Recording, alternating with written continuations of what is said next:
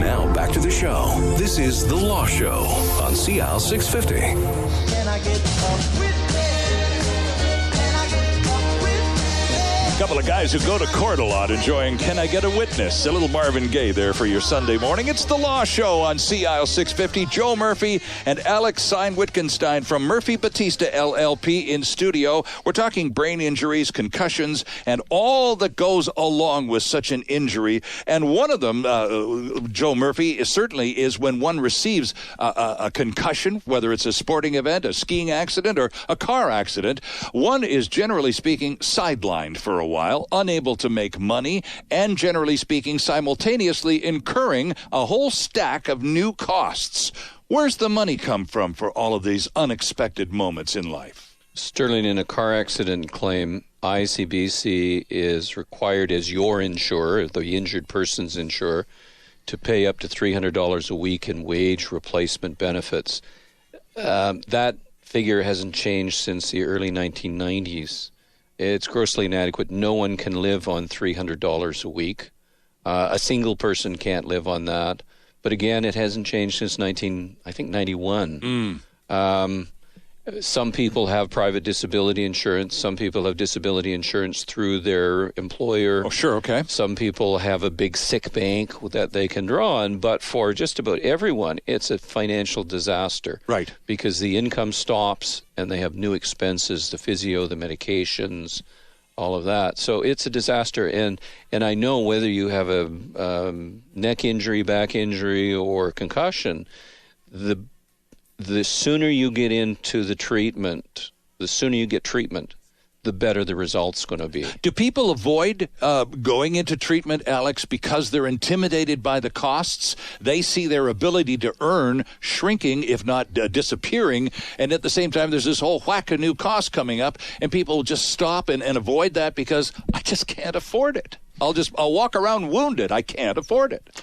People have to make that tough decision all the time, insofar as having to forego treatment that may well be able to help them get back on their feet sooner. Right. Just because they cannot afford it. They've got mouths to feed at home. Sure. And the money's not flowing in. They've got a mortgage that's payment that needs to be made, and they sacrifice their own well-being in order to try and make ends meet. And Joe, what legal advice do you give someone who, a person that Alex has just described, the person quite prepared to sacrifice his or her own well-being in order to, pay the mortgage and feed the kids? Well, what we do at Murphy Battista is we arrange funding for this person so that they can get this treatment that's so important to their recovery. Right. That's not a problem people should be faced. But if the funding's not made available, then, as Alex says, what's a fellow going to do? Is he going to buy food,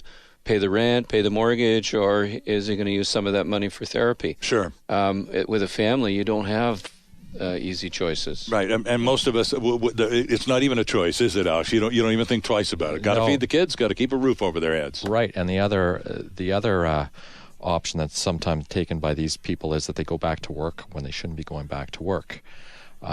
They need to have that money flowing in again. Of course, yeah. And that's one thing that we know about concussions is often going back to work can be too soon, can be devastating. Well, especially you go back to work and you can't do the job, and then suddenly you're at risk of losing your job because you can't do it the same way you used to. That's what we were paying you for. We're not seeing you perform up to snuff anymore.